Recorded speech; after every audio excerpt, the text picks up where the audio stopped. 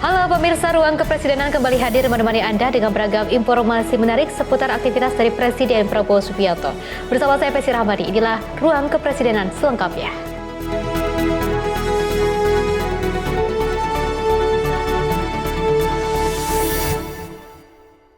Pemirsa, Presiden Prabowo Subianto minta jajaran menteri mengkaji WFH dan juga pengurangan hari kerja untuk menghemat BBM jika krisis energi terjadi. Langkah ini sebagai antisipasi dampak global terhadap harga energi dan pangan di dalam negeri. Dalam sidang Kabinet Paripurna di Istana Negara pada 13 Maret 2026, Presiden Prabowo Subianto meminta jajaran Menteri Kabinet Merah Putih mengkaji langkah-langkah efisiensi BBM jika krisis energi terjadi. Salah satu opsi yang dipertimbangkan adalah penerapan kerja dari rumah atau WFH dan pengurangan hari kerja untuk menekan konsumsi energi. Presiden Prabowo menekankan perlunya antisipasi meski ketahanan pangan dan aspek fundamental lainnya sudah terjaga. Ia menyoroti potensi tekanan harga energi global akibat perkembangan di Eropa dan Timur Tengah yang bisa berdampak pada harga BBM dan pangan di dalam negeri. Kita hadapi perkembangan yang terjadi secara global di kawasan Eropa dan Timur Tengah, dan ini tentunya memberi dampak kepada kita karena akan mempengaruhi harga BBM. Harga BBM juga bisa mempengaruhi harga makanan. Kita alhamdulillah sudah mengamankan masalah pangan yang mendasar. Masalah BBM kita sebenarnya sudah punya rencana-rencana, ini akan kita akselerasi ya.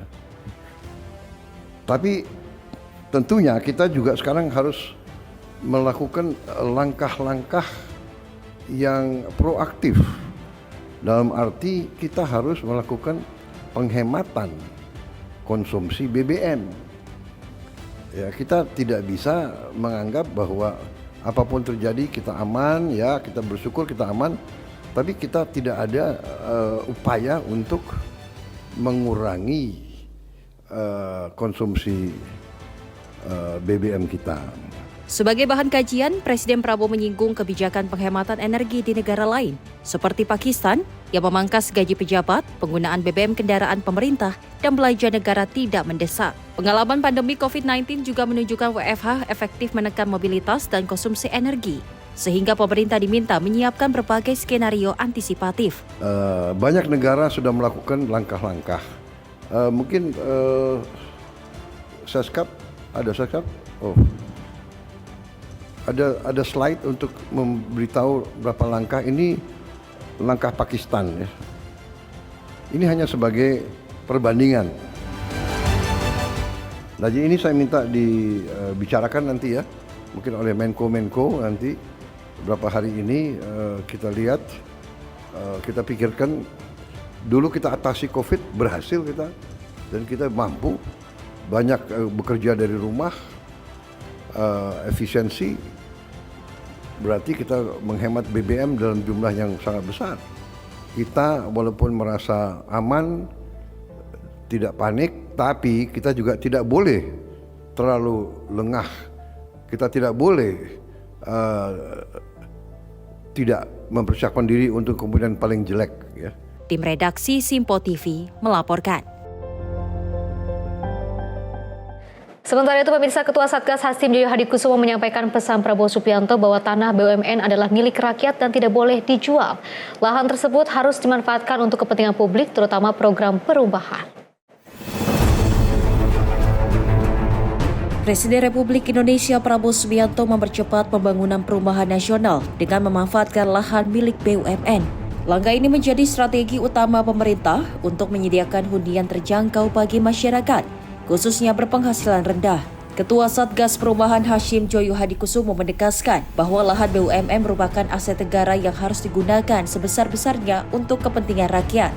Dalam acara pencanangan program 3 juta rumah di Stasiun Manggarai, ia menyampaikan arahan Presiden agar tanah negara tidak dijual mengikuti harga pasar, karena dapat menghambat penyediaan rumah murah. Prabowo sudah katakan beberapa kali di depan saya dan di tempat lain bahwa tanah milik BUMN itu adalah tanah milik rakyat Indonesia.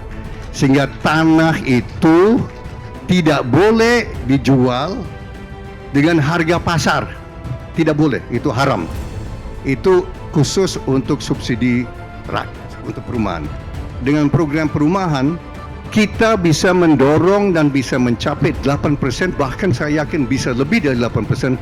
Ini anak-anak S1 sudah tahu makroekonomi. Ya, dengan ini dan seperti nanti kita saksikan, begitu banyak pasukan-pasukan dari semen, dari mebel, dari kabel listrik, dari besi, dari kayu, ini semuanya ada kaitan dan Menurut Hashim, program perumahan tidak hanya bertujuan menghadirkan keadilan sosial, tetapi juga mendorong pertumbuhan ekonomi melalui efek berganda di berbagai sektor industri. Namun ia mengingatkan pembangunan tidak boleh hanya mengejar kuantitas, melainkan juga harus memastikan kualitas hunian tetap terjaga agar masyarakat tidak dirugikan. Tim redaksi Simpo TV melaporkan. Pemirsa, Presiden Prabowo Subianto memberikan izin pemanfaatan hutan seluas 90.000 hektar untuk mendukung upaya konservasi gajah Sumatera. Langkah ini menjadi bagian dari komitmen pemerintah dalam menjaga kelestarian satwa langka dan juga habitat alaminya di Indonesia. Kerusakan kantong-kantong gajah ini adalah sebuah keniscayaan dan oleh karena itu populasi gajah sebagai salah satu satwa yang dilindungi dan merupakan ikonik spesies di Indonesia.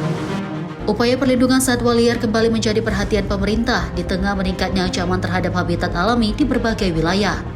Kondisi tersebut mendorong langkah baru untuk menjaga kelangsungan hidup gajah Sumatera dan gajah Borneo yang populasinya terus tertekan. Presiden Prabowo Subianto berencana menerbitkan instruksi Presiden khusus untuk memperkuat program penyelamatan gajah di Indonesia.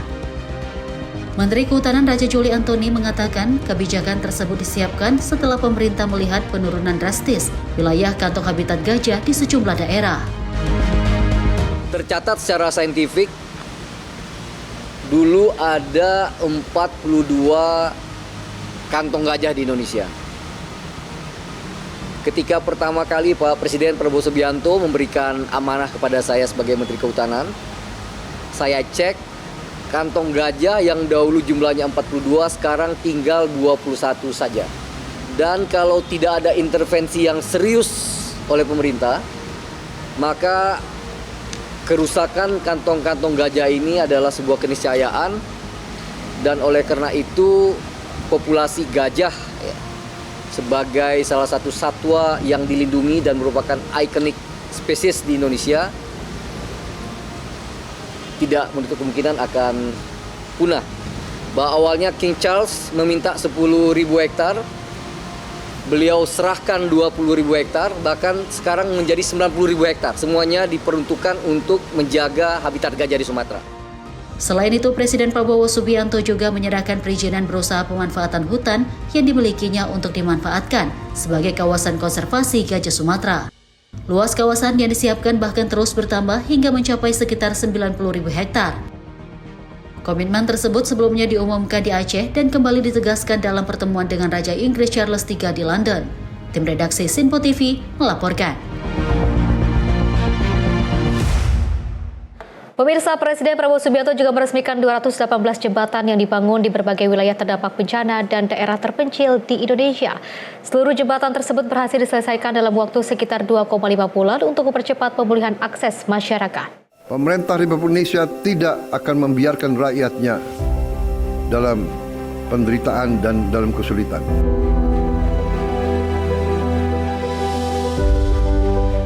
Presiden Prabowo Subianto meresmikan sebanyak 218 jembatan yang telah dibangun dalam kurun waktu 2,5 bulan di berbagai wilayah terdampak bencana dan daerah terpencil di Indonesia. Peresmian tersebut dilakukan secara virtual pada Senin 9 Maret 2026. Pembangunan jembatan ini menjadi upaya pemerintah untuk mempercepat pemulihan akses transportasi bagi masyarakat di sejumlah wilayah yang sebelumnya terisolasi. Dalam keterangannya, Presiden Prabowo juga menegaskan bahwa pembangunan jembatan merupakan wujud kehadiran negara hingga ke wilayah paling kecil. Tak hanya itu, Kepala Negara juga menyampaikan pemerintah tidak akan membiarkan masyarakat di desa maupun daerah terpencil dalam menghadapi keterbatasan akses yang berpotensi membahayakan keselamatan terutama bagi anak-anak yang harus menyeberangi sungai untuk pergi ke sekolah. Pada kesempatan yang sama, Presiden Prabowo juga menyampaikan apresiasi kepada prajurit Tentara Nasional Indonesia serta berbagai pihak yang terlibat dalam proses pembangunan tersebut. Ia menilai kerja cepat yang dilakukan menunjukkan peran TNI sebagai tentara rakyat yang selalu hadir membantu masyarakat. Peresmian 218 jembatan yang telah dilaksanakan dalam waktu 2,5 bulan adalah suatu prestasi luar biasa. Prestasi ini menunjukkan kesungguhan hati dari seluruh prajurit TNI, seluruh petugas di daerah-daerah yang sangat memerlukan jembatan-jembatan ini. Pemerintah Republik Indonesia hadir di tingkat yang terkecil sekalipun, di desa, di dusun, di dukuh. Pemerintah Republik Indonesia tidak akan membiarkan rakyatnya dalam penderitaan dan dalam kesulitan. Saya merasa bangga bahwa Tentara Nasional Indonesia telah membuktikan kepada seluruh rakyat bahwa Tentara Nasional Indonesia adalah tentara rakyat. Tentara Nasional Indonesia adalah tentara pejuang. Tentara Nasional Indonesia adalah tentara nasional, tentara untuk seluruh bangsa Indonesia. Sekarang saya tidur lebih lega karena anak-anak di desa-desa terpencil tidak perlu lagi menyeberangi sungai dengan keadaan bahaya terhadap keselamatannya. Dari total 218 jembatan yang diresmikan terdiri atas 77 jembatan Paili, 59 jembatan Aramco, dan juga 82 jembatan perintis yang tersebar di berbagai wilayah Indonesia. Tim redaksi Simpo TV melaporkan.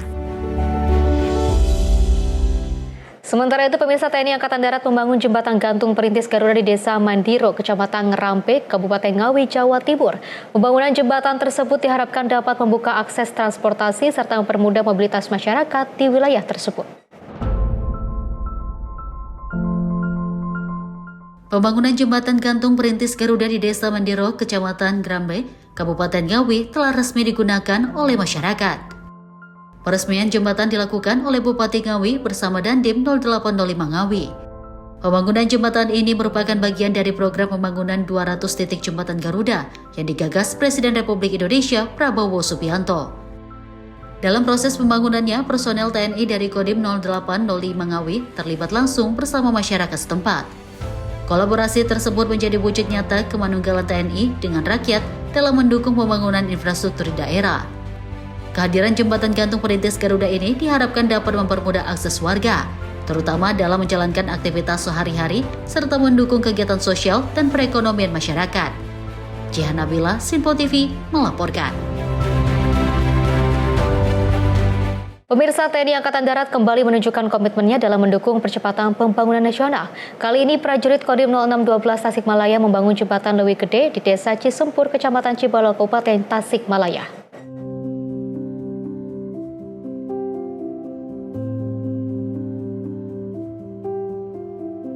Prajurit TNI dari Kodim 0612 Tasikmalaya hadir langsung membantu pembangunan jembatan Leuwi Gede yang menjadi penghubung penting bagi masyarakat. Pembangunan jembatan ini merupakan bagian dari program strategis nasional 218 titik jembatan Garuda. Kehadiran jembatan tersebut diharapkan dapat membuka akses serta mempermudah mobilitas warga di wilayah terpencil. Sebelumnya masyarakat harus melintasi sungai dengan kondisi yang cukup berisiko, terutama saat debit air meningkat. Hal ini kerap menghambat aktivitas baik ekonomi, pendidikan maupun sosial masyarakat. Kini dengan berdirinya jembatan Leuwi Gede, akses menjadi lebih aman dan efisien. Anak-anak dapat berangkat ke sekolah dengan lebih tenang, sementara petani dapat lebih mudah membawa hasil panen ke pasar. Pembangunan jembatan ini menjadi bukti nyata peran TNI dalam mendukung pembangunan dan meningkatkan kesejahteraan masyarakat. Jihan Nabila, Simpo TV, melaporkan.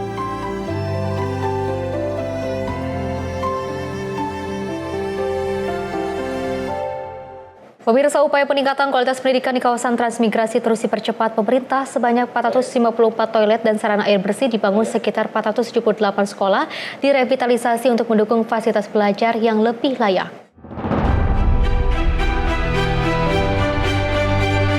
Pemerintah mempercepat pembangunan fasilitas pendidikan di kawasan transmigrasi guna meningkatkan kualitas belajar siswa di daerah terpencil.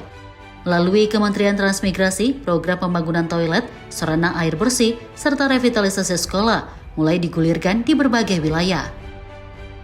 Hingga Minggu 15 Maret tercatat 454 unit toilet dan SAB telah dibangun di 27 provinsi, yang mencakup 122 kabupaten, 231 kecamatan, dan 399 desa. Selain perbaikan sanitasi, pemerintah juga melakukan revitalisasi 478 sekolah di 27 provinsi, meliputi 114 kabupaten, 218 kecamatan, dan 406 desa di 129 kawasan transmigrasi. Begitu banyak sekolah-sekolah yang rusak. Padahal kalau kita buka-bukaan, anggarannya ada. Bagaimana bisa satu sekolah toiletnya hanya satu, WC-nya satu? Bagaimana bisa? Sekolah di tiap desa, sekolah di tiap kecamatan, sekolah di setiap kabupaten. Inilah pusat pembangunan nasional, saudara sekalian. Karena itu sekolah harus bagus, sekolah harus bagus, harus bersih, harus baik. Tidak boleh ada sekolah yang atapnya runtuh. Tidak boleh ada sekolah, tidak boleh ada sekolah yang tidak ada WC untuk anak-anaknya. Perbaikan dilakukan pada ruang kelas, atap bangunan, pengecatan hingga fasilitas pendukung belajar. Di sejumlah wilayah seperti Sumatera, Kalimantan, dan Sulawesi, kondisi sekolah yang sebelumnya rusak dan minim sanitasi kini berubah menjadi lebih layak dan nyaman bagi siswa. Program ini juga menjangkau kawasan timur Indonesia, termasuk Maluku, Nusa Tenggara, dan Papua. Pembangunan toilet dan sarana air bersih serta revitalisasi sekolah di wilayah tersebut diharapkan menciptakan lingkungan belajar yang bersih, aman, dan layak, sekaligus mendukung pemerataan kualitas pendidikan nasional. Tim redaksi Sinpo TV melaporkan. Dari Menteri SDM, Bahlil Lahadalia memastikan cadangan bahan bakar minyak nasional dalam kondisi aman. Pemerintah juga menyiapkan pembangunan fasilitas penyimpanan baru untuk memperkuat ketahanan energi nasional. Cadangan bahan bakar minyak nasional dipastikan berada dalam kondisi aman. Menteri Energi dan Sumber Daya Mineral Bahlil Lahadalia menyampaikan bahwa cadangan BBM Indonesia saat ini bahkan telah melampaui standar minimal cadangan nasional. Hal tersebut disampaikan usai rapat terbatas bersama Presiden Prabowo Subianto di Kompleks Istana Kepresidenan Jakarta, Rabu 4 Maret 2026. Meski demikian, Bahlil menjelaskan kapasitas penyimpanan cadangan BBM Indonesia masih terbatas dengan daya tampung maksimal sekitar 25 hari. Untuk mengatasi hal tersebut, Presiden Prabowo mengerahkan agar pemerintah segera membangun fasilitas penyimpanan atau storage baru guna memperkuat cadangan energi nasional hingga dapat mencapai sekitar 3 bulan. BBM kita sudah sejak lama hanya maksimal di 25 hari. Maksimal. Sehingga cadangan nasional kita itu minimal 20-23 hari. Sekarang BBM kita itu sudah 23 hari. Jadi sudah di atas standar minimal cadangan nasional yang sebagaimana lazimnya. Jadi kita nggak bisa katakanlah teman-teman menganggap harus Pak kita stok 60 hari. Mau isi taruh di mana?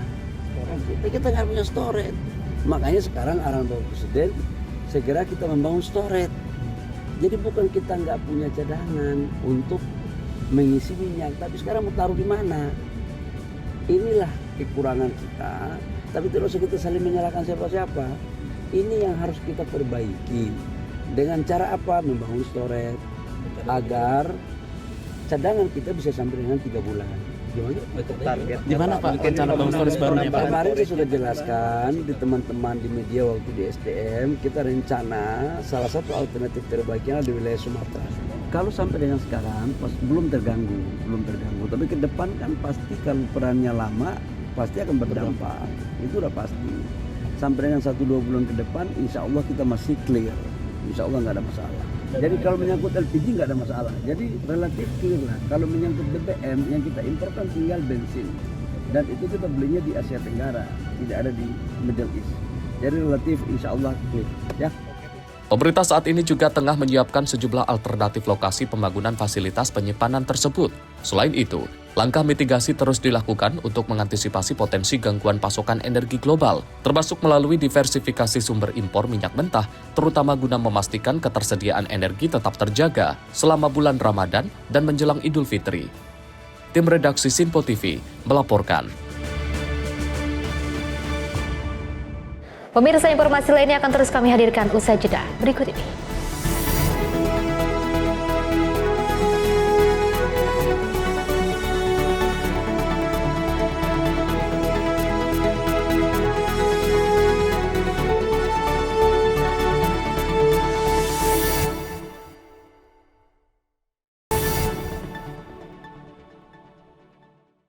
Terima kasih pemirsa, Anda masih bersama kami dan kita lanjutkan informasinya. Dari BPI Danantara mencatat prestasi gemilang di tahun pertamanya, return on asset meningkat 300% membuat Presiden Prabowo Subianto menyatakan kebanggaannya.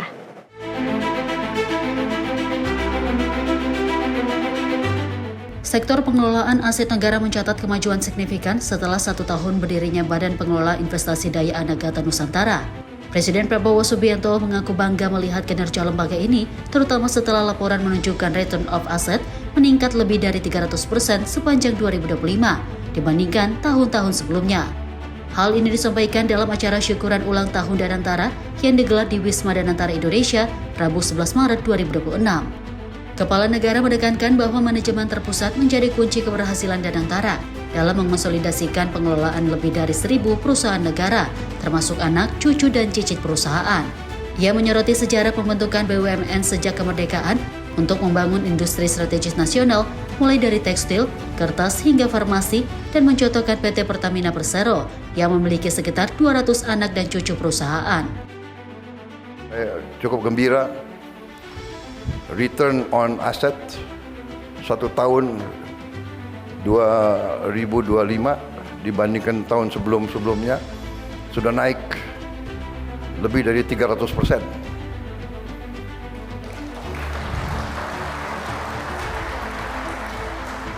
Ini cukup baik dan ini membuktikan premis kita mendirikan Danantara ini, bahwa tidak mungkin suatu manajemen yang baik kalau tidak di satu kendali, di satu tangan, di satu manajemen.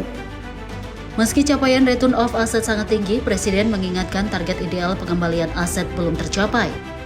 Ia menekankan bahwa perusahaan sehat seharusnya memiliki return of asset minimal 10%, dan jika Danantara mencapai 5%, kontribusi bisa menyentuh $50 miliar atau sekitar 800 triliun rupiah per tahunnya.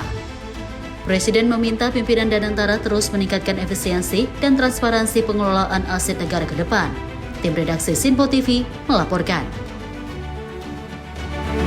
Pemirsa, Presiden Prabowo Subianto mengaku puas dengan kinerja Danantara selama setahun. Presiden menegaskan agar manajemen tidak menyampaikan laporan keuangan palsu.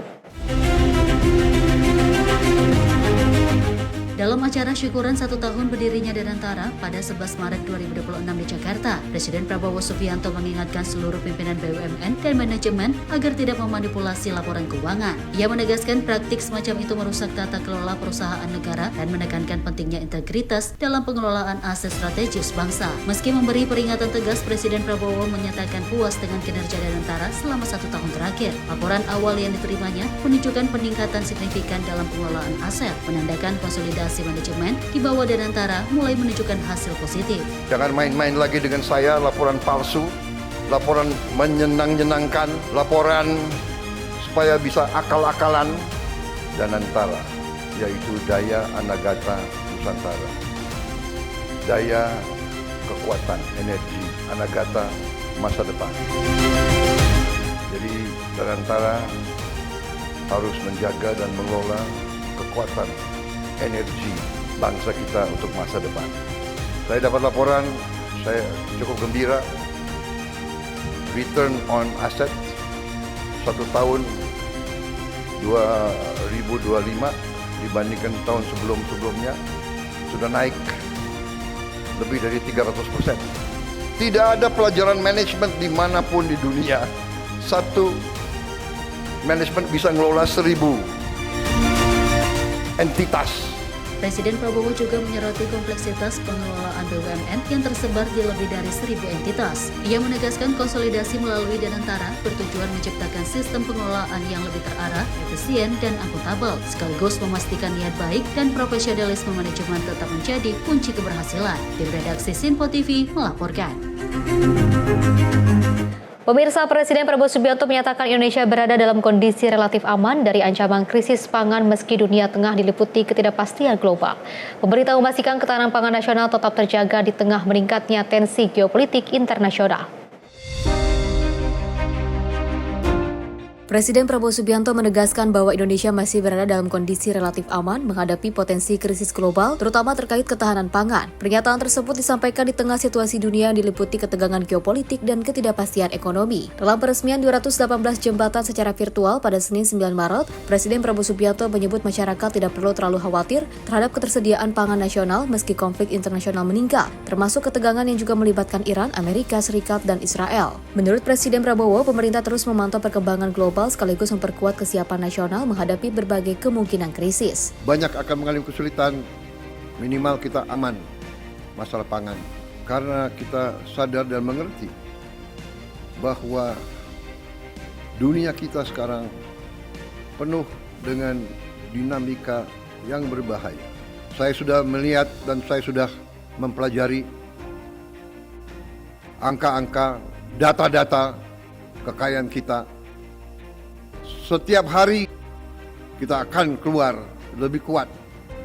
Kita akan keluar dari krisis ini dalam keadaan yang lebih kuat dan lebih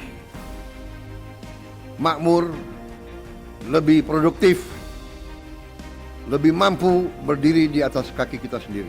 Presiden Prabowo juga menekankan pentingnya kemandirian energi dan pangan nasional dengan memanfaatkan sumber daya alam dalam negeri seperti kelapa sawit, singkong, jagung, dan tebu. Kepala negara optimistis Indonesia tidak hanya mampu menghadapi tantangan global, tetapi juga memperkuat kemandirian ekonomi, termasuk menuju swasembada pangan dan kemandirian protein nasional. Tim redaksi Sinpo TV melaporkan. Pemirsa, Sekretaris Kabinet Teddy Indra Wijaya menyatakan MBG tak memangkas program dan juga anggaran pendidikan. Ia menegaskan anggaran justru ditingkatkan untuk mendukung sektor pendidikan. Pemerintah meningkatkan perhatian terhadap kesejahteraan guru di seluruh Indonesia melalui sejumlah kebijakan konkret. Hal itu disampaikan Sekretaris Kabinet Teddy Indra Wijaya kepada awak media pada Jumat 27 Februari 2026. Ia menegaskan langkah tersebut merupakan bagian dari komitmen pemerintah dalam memperkuat dukungan bagi tenaga pendidik. Salah satu kebijakan yang ditempuh adalah kenaikan insentif bagi guru honorer. Meski secara kewenangan berada di bawah pemerintahan daerah, pemerintah pusat tetap memberikan tambahan insentif sebagai bentuk dukungan. Selain itu, tunjangan guru non-ASN juga dinaikkan dari 1,5 juta menjadi 2 juta, guna meningkatkan perlindungan dan kesejahteraan mereka. Dari tahun 2005 sampai 2025, ada namanya insentif. Dan baru naik di zaman Presiden Prabowo. Menjadi 400.000. Jadi Anda bayangkan, selama 20 tahun, insentif itu belum pernah naik. Baru naik di tahun lalu. Menjadi 400.000. Itu satu. Kemudian yang kedua, ada tunjangan guru non ASN, ya. Jumlahnya berapa? Dari 1,5 juta tahun lalu naik menjadi 2 juta. Kemudian yang ketiga, apalagi kebijakannya? Yang paling dirasakan oleh guru-guru adalah, jadi dulu pemberian tunjangan honor itu melalui transfer ke daerah. Pemerintah daerah yang beri, dan itu 3 bulan sekali baru dapat. Nah, tahun lalu Presiden memberi instruksi agar setiap bulan itu langsung diberikan langsung ke gurunya, dan sudah berjalan. Tentunya semua tadi diwadahi oleh Kementerian Dikdasmen. Nah itu. Jadi yang mau saya sampaikan di sini, tidak ada program pendidikan yang dikurangi atau tidak berjalan. Seluruhnya berjalan, dilanjutkan, bahkan ditambah. Dan lebih detail, lebih fokus kepada siswanya, sekolahnya, dan juga gurunya. Pemerintah juga membenahi mekanisme penyaluran tunjangan atas arahan Presiden Prabowo Subianto. Dana yang sebelumnya disalurkan melalui pemerintah daerah setiap 3 bulan kini ditransfer langsung ke rekening guru setiap bulan. Kebijakan ini diharapkan mempercepat pencairan dan memastikan hak guru diterima tepat waktu, seiring komitmen pemerintah memperkuat sektor pendidikan nasional. Tim redaksi Simpo TV melaporkan. Selain itu, pemirsa, Presiden Prabowo Subianto menggelar silaturahmi dan buka puasa bersama para ulama serta tokoh agama selama 3 jam di Istana Kepresidenan Jakarta pada Kamis malam. Presiden menekankan pentingnya menjaga persatuan nasional di tengah dinamika geopolitik.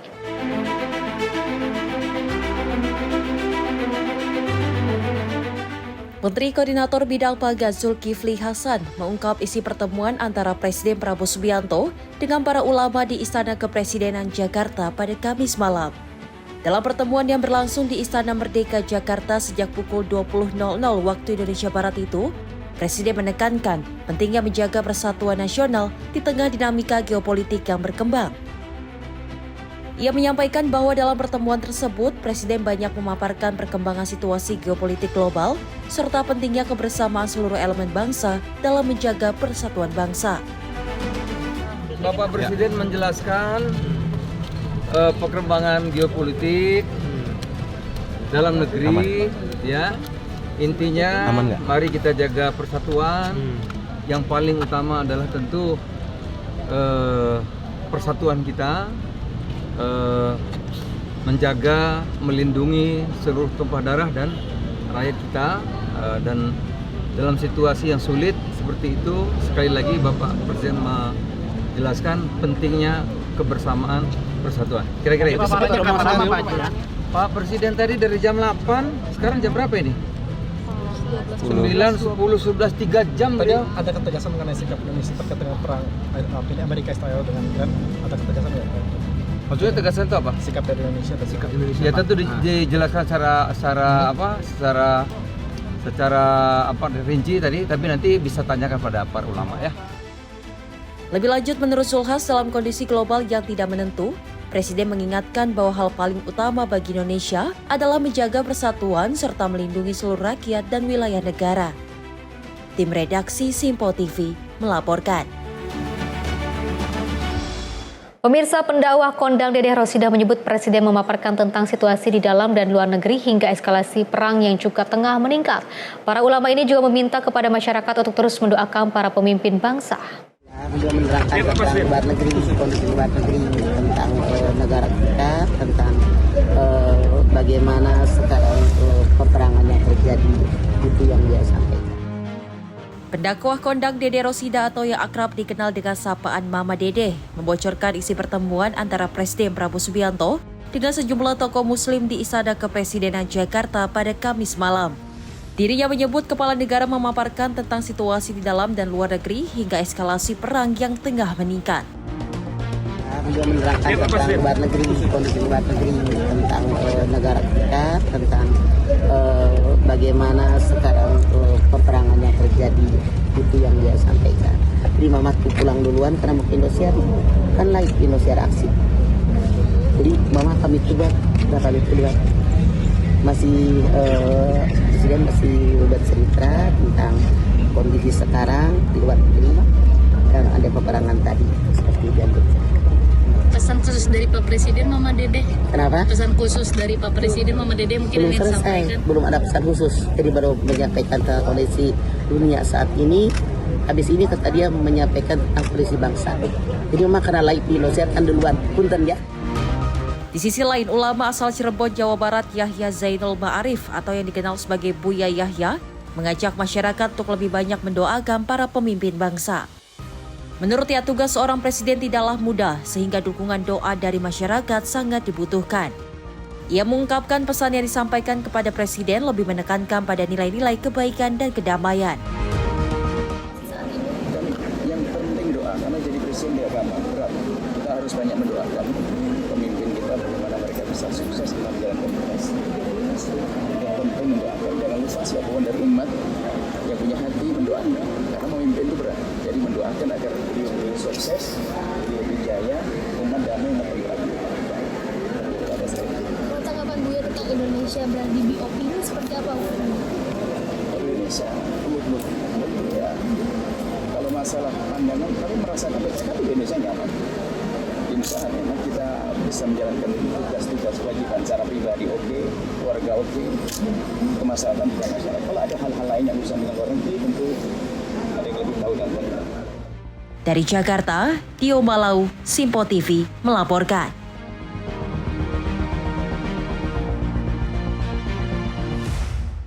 Informasi lainnya, pemirsa, Presiden Prabowo Subianto mengapresiasi tausiah Muhammad Quraisy Shihab pada peringatan Nuzulul Quran di Istana Negara Jakarta.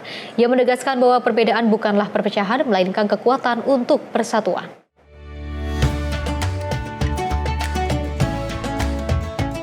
Acara peringatan Nuzulul Quran bertema mewujudkan Al-Quran sebagai rahmat alam semesta yang digelar di Istana Negara Jakarta pada Selasa 10 Maret berlangsung hikmat. Presiden Prabowo Subianto menyampaikan apresiasi kepada para ulama dan tokoh agama yang hadir, terutama kepada ulama tafsir Muhammad Quraisy Shihab yang menyampaikan tausiah singkat namun penuh makna. Dalam sambutannya, Presiden Prabowo menilai ceramah Quraisy Shihab memberi pencerahan mengenai nilai-nilai penting dalam kehidupan berbangsa, khususnya tentang perdamaian serta pentingnya menyikapi perbedaan dengan bijak. Ia juga mengaku tersentuh oleh penjelasan mengenai konsep keadilan dan makna kepemimpinan sebagai amanah besar dari Tuhan yang harus dijalankan dengan kejujuran dan tanggung jawab. Yang disampaikan yaitu tentang keadilan dan juga tentang takdir seorang pemimpin yang dipercaya oleh bangsa dan rakyat. Semakin saya sadar bahwa kepemimpinan itu adalah takdir dan kekuasaan itu bersumber daripada Yang Maha Kuasa, dan kekuasaan itu diberi sebagai penugasan untuk membela kebenaran, keadilan, dan kejujuran. Suasana spiritual semakin terasa saat lantunan ayat suci Al-Quran dibacakan oleh Qari Muda Mzian Fahrezi, juara pertama MTQ Internasional Al-Amed ketiga di Irak. Momen mengharukan terjadi ketika Presiden Prabowo membantu Quraisy Shihab turun dari panggung dengan penuh perhatian, yang disambut tepuk tangan para hadirin. Tim redaksi Simpo TV melaporkan. Selain itu, pemirsa, Presiden Prabowo Subianto memerintahkan Kapolri untuk mengusut tuntas penyerangan terhadap aktivis Kontras Andri Yunus. Presiden meminta penyelidikan dilakukan secara profesional dan juga transparan dengan mengedepankan metode penyidikan berbasis ilmiah.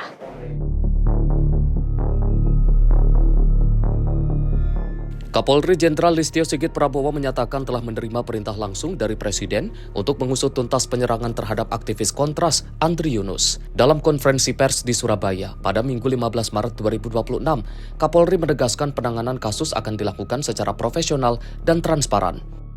Saya telah mendapatkan perintah langsung dari Bapak Presiden untuk melaksanakan pengusutan tuntas secara profesional, transparan, dan tentunya langkah-langkah yang kita lakukan tentunya tetap mengedepankan scientific crime investigasi. Nanti akan kita bimbing. Yang jelas seluruh informasi yang diberikan oleh masyarakat yang membantu kami,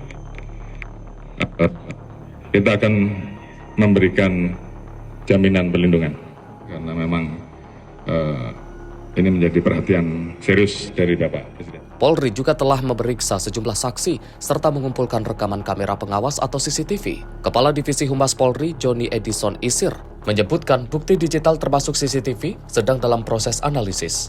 Pengumpulan berbagai alat bukti digital dalam hal ini termasuk CCTV yang kemudian sedang dalam proses untuk analisa. Harapannya dapat teridentifikasi segera. Sebelumnya, Wakil Koordinator Kontras, Andri Yunus, menjadi korban penyiraman air keras oleh orang tak dikenal. Peristiwa terjadi pada 12 Maret di Jakarta. Akibat serangan tersebut, Andri mengalami luka bakar pada sekitar 24% bagian tubuhnya. Tim redaksi Sinpo TV melaporkan. Pemirsa, informasi lainnya akan terus kami hadirkan usai jeda berikut ini.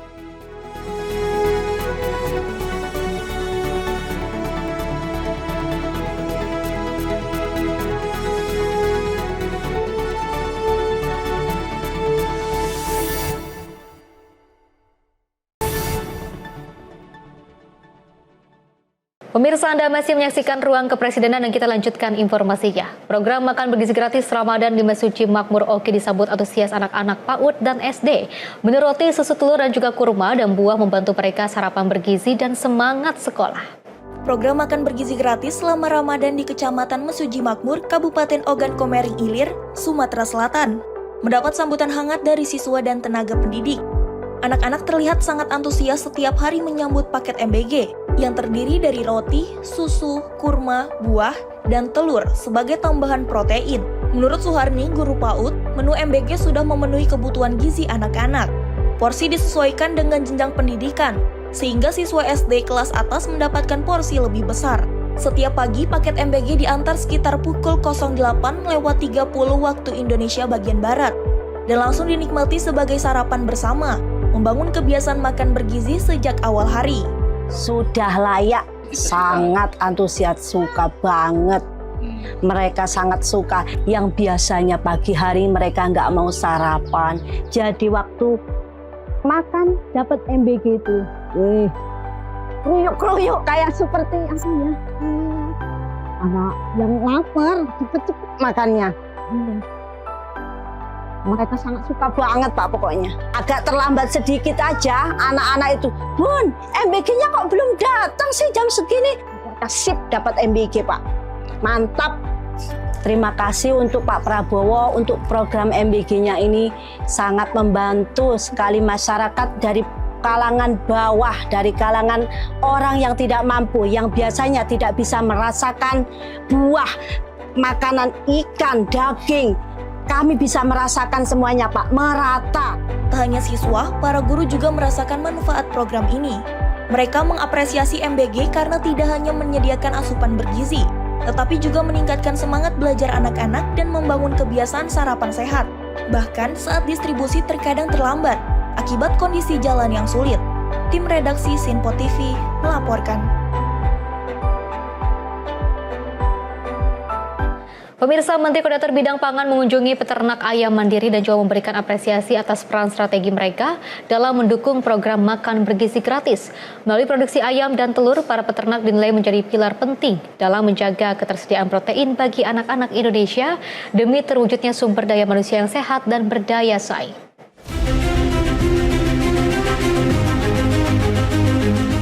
Kunjungan Menteri Koordinator Bidang Pangan ke salah satu peternakan ayam mandiri ini menjadi bentuk dukungan pemerintah terhadap pelaku usaha peternakan rakyat. Dalam kesempatan tersebut, Menko Pangan mengapresiasi kerja keras peternak yang terus menjaga produksi ayam dan telur di tengah berbagai tantangan.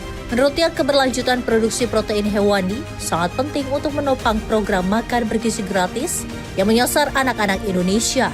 Ayam dan telur menjadi sumber protein terjangkau yang mudah diakses masyarakat, sekaligus berperan dalam meningkatkan kualitas gizi generasi muda. Karena memang harusnya itu minimal 2. Iya Pak. Negara bisa maju kalau anak-anak kita makannya bergizi, gizinya cukup. Kalau gizinya nggak cukup, itu anak-anak stunting. Kalau kurang gizi anak-anak kita nggak bisa mikir. Maka Bapak Presiden kebijakan kasih makan dulu anak kita. Biar gizinya cukup, tumbuhnya sempurna, otaknya cerdas. Negara bisa maju bukan karena sumber daya alam. Bukan karena tambangnya banyak, bukan karena tapi karena punya orang-orang yang pintar. Pemerintah berkomitmen memperkuat ekosistem peternakan mulai dari ketersediaan pakan, stabilitas harga hingga distribusi hasil ternak agar tetap stabil dan berkelanjutan. Dengan sinergi antara pemerintah dan peternak mandiri, diharapkan kebutuhan protein nasional dapat terpenuhi secara merata. Peternak bergerak, gizi terjaga, Indonesia makin kuat. Tim redaksi Sinpo TV melaporkan. Pemirsa, mantan pekerja pabrik tekstil yang juga terkena PHK kini menemukan harapan baru dengan bekerja di dapur MPG. Pekerjaan ini membantu pemenuhan kebutuhan keluarga sekaligus mendukung pendidikan anak-anak. Di sini saya bekerja untuk memenuhi kebutuhan keluarga membantu suami. Program ini sangat bagus ya Pak ya, soalnya bisa menyerap tenaga kerja. Saya berharap sama Pak Prabowo program ini akan terus berjalan. Erna Pujiastuti, mantan pekerja pabrik tekstil di Sukoharjo, kini menemukan harapan baru setelah terkena PHK dengan bekerja di dapur makan bergizi gratis di Desa Gerajegan, Kecamatan Tawangsari, Kabupaten Sukoharjo. Setiap pagi ia bersama belasan staf lainnya sibuk mengemas menu bergizi untuk didistribusikan kepada masyarakat penerima manfaat. Bekerja di bagian pemorsian MBG memungkinkan Erna kembali berkontribusi secara finansial kepada keluarganya. Penghasilan dari pekerjaan ini membantu memenuhi kebutuhan pribadi, mendukung suami, serta membiayai pendidikan anaknya yang baru memasuki bangku SMA. Erna mengaku bersyukur dengan adanya program MBG karena memberinya kesempatan untuk bangkit setelah kehilangan pekerjaan. Ia juga menyampaikan terima kasih kepada Presiden Prabowo Subianto atas program yang memberikan harapan baru bagi dirinya dan masyarakat lainnya, termasuk anak-anak yang menjadi penerima manfaat. Perusahaan pilot jadi kena PHK. Saya jadi ibu rumah tangga di rumah. Sehari-hari saya di rumah, cuman di rumah aja, tidak kerja apapun. Sekarang saya kerja di MBG Gerajegan Tawangsari. Di sini saya bekerja untuk memenuhi kebutuhan keluarga membantu suami. Program ini sangat bagus ya Pak ya, soalnya bisa menyerap tenaga kerja. Saya berharap sama Pak Prabowo program ini akan terus berjalan. Semoga Pak Prabowo selalu sehat, selalu diberi umur panjang. Tim redaksi Sinpo TV melaporkan. Selain itu, pemirsa, Wakil Presiden RI Gibran Rakabuming Raka menyampaikan pesan persatuan di tengah perayaan Nyepi dan Idul Fitri. Wapres menuturkan bahwa bukti keberagaman di Indonesia bukan untuk dipertentangkan, melainkan menjadi kekuatan yang mempersatukan dalam harmoni yang indah. Melalui video yang diunggah di akun YouTube Wakil Presiden Republik Indonesia, Wakil Presiden RI Gibran Rakabuming Raka menyampaikan pesan persatuan di tengah perayaan Nyepi dan Idul Fitri. Tahun ini dinilai terasa istimewa. Setelah perayaan Imlek yang bertepatan dengan Ramadan, kini umat Hindu akan merayakan Nyepi yang waktunya berdekatan dengan Idul Fitri 1447 Hijriah. Menurutnya hal ini sebagai bukti keberagaman di Indonesia bukan untuk dipertentangkan, melainkan menjadi kekuatan yang mempersatukan dalam harmoni yang indah. Tahun ini merupakan tahun yang sangat spesial bagi bangsa Indonesia, karena perayaan Tahun Baru Imlek dilaksanakan bersamaan dengan pelaksanaan ibadah bulan puasa, serta perayaan Hari Raya Nyepi dilaksanakan berdekatan dengan perayaan Hari Raya Idul Fitri. Momentum tersebut menegaskan bahwa keberagaman Indonesia bukanlah suatu hal yang dipertentangkan, namun justru merupakan kekuatan bangsa yang mampu hidup berdampingan dalam harmoni yang indah. Inilah jati diri bangsa kita yang memiliki keberagaman dalam keyakinan, suku, dan tradisi. Dalam kesempatan itu pun Wapres mengucapkan selamat Hari Raya Nyepi Tahun Baru Saka 1948 bagi umat Hindu dan selamat Hari Raya Idul Fitri 1447 Hijriah bagi umat Muslim di seluruh tanah air. Tim redaksi Sinpo TV melaporkan. Pemirsa, Kapolri Jenderal Listio Sigit Prabowo menegaskan kepada seluruh jajaran TNI dan Polri untuk terus mendukung dan juga mensukseskan berbagai program pemerintah. Hal ini disampaikan Kapolri saat kegiatan buka puasa bersama TNI Polri yang juga digelar di lapangan Bayangkara, Jakarta Selatan.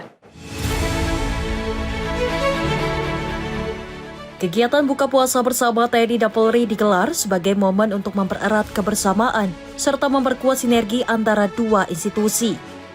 Dalam kesempatan tersebut, Kapolri Jenderal Listio Sigit Prabowo menegaskan bahwa TNI dan Polri memiliki peran penting dalam mengawal dan mengamankan program-program pemerintah.